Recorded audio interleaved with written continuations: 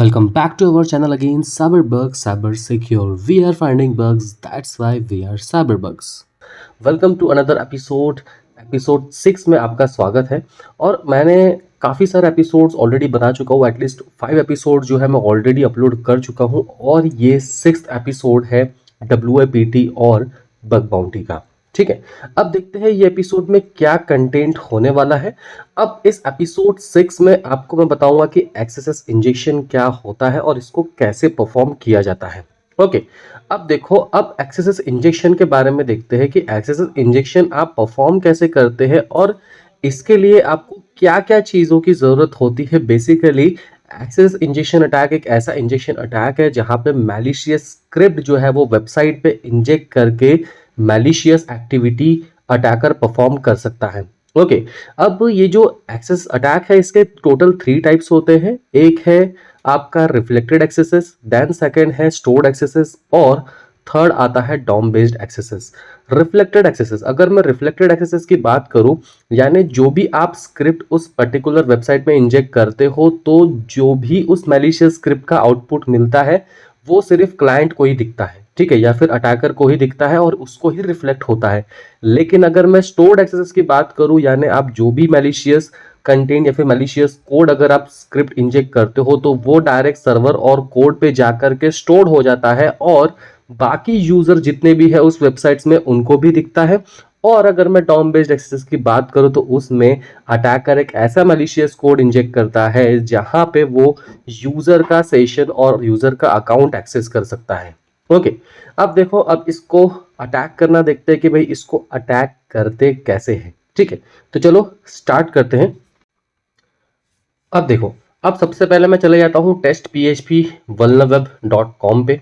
Okay, यहाँ पे मैं अटैक करने वाला हूँ और ये जो वेबसाइट है ये पर्टिकुलर टेस्टिंग पर्पस के लिए ही है।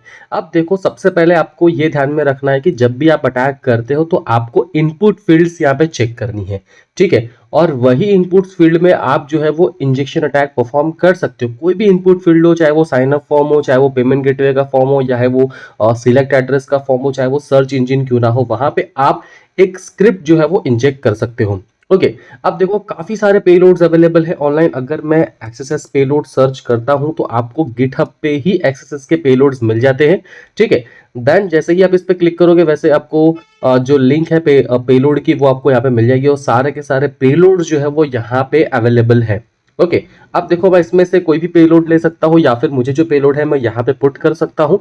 ठीक है, सबसे पहले देखो, रिफ्लेक्टेड एक्सेस यानी क्या होता है। रिफ्लेक्टेड एक्सेस यानी जो सिर्फ क्लाइंट को ही दिखेगा या फिर जो अटैकर है सिर्फ उसी को ही रिफ्लेक्ट करेगा, वो सर्वर या फिर इस पर्टिकुलर वेबसाइट पे जाके स्टोर नहीं होगा। ठीक है, जैसे कि मैं लिखता हूं स्क्रिप्ट एरो अलर्ट, एक अलर्ट जनरेट कर रहा हूं मैं, double comma hacker double comma bracket closed, bracket close कर दिया, देन स्क्रिप्ट स्लैश स्क्रिप्ट मैं क्लोज कर दिया इसको। ठीक है, ये देखो स्क्रिप्ट अच्छे से देख लो एक बार। ये स्क्रिप्ट मैं टर्मिनल पे पेस्ट करता हूँ। ठीक है, ये स्क्रिप्ट मैं यूज करने वाला हूँ ताकि ये एक अलर्ट जनरेट करे, ताकि ये एक पॉपअप जनरेट करे। ठीक है, अब अगर जैसे ही मैं गो पे क्लिक करूंगा तो यहाँ पे देखो ये पॉपअप जनरेट कर रहा है, लेकिन ये रिफ्लेक्टेड है।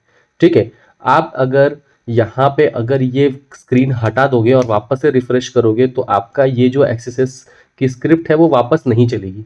ठीक है, आप चाहे कितनी बार इसको कॉपी कर लो या फिर आप रिफ्रेश कर लो, ये सिर्फ वन टाइम ही चलती है। ठीक है, या फिर आप something is equal to something में भी ये स्क्रिप्ट पुट कर सकते हो और एंटर कर सकते हो। ठीक है, तो यहाँ पे भी आप चेक कर सकते हो, इफ अगर कहीं something is equal to something लिखा रहे तो वहां पे भी आप ट्राई कर सकते हो। फिलहाल यहाँ पे ये अलर्ट वर्क नहीं किया है।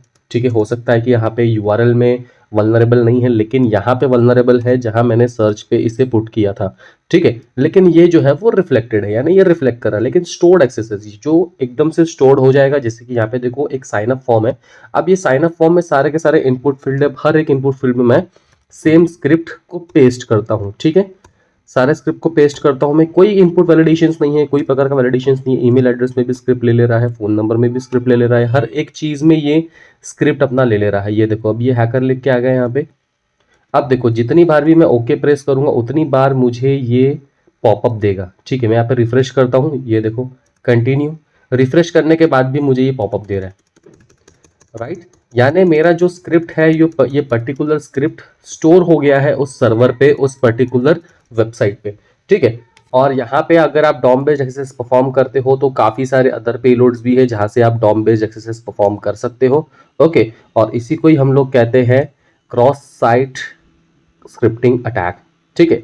अब इसका अगर मैं इम्पैक्ट कहूँ तो अटैकर मैलिशियस स्क्रिप्ट इंजेक्ट करके वेबसाइट के अंदर मैलिशियस एक्टिविटी कर सकता है, यूजर का क्रेडेंशियल गेन कर सकता है। अगर मैं इसके मिटिगेशन की बात करूँ तो यहाँ पे स्केप डायनामिक कंटेंट होना चाहिए, इनपुट वैलिडेशंस होना चाहिए और CSP हेडर होना चाहिए जिसे हम लोग कंटेंट सिक्योरिटी पॉलिसी हेडर कहते हैं, जो मैंने पिछले वीडियो में आपको दिखाया, और HTML सैनिटाइजेशन यहाँ पे होना चाहिए, ओके। और इसी को ही हम लोग कहते हैं एक्सेस इंजेक्शन और cross site scripting attack, okay.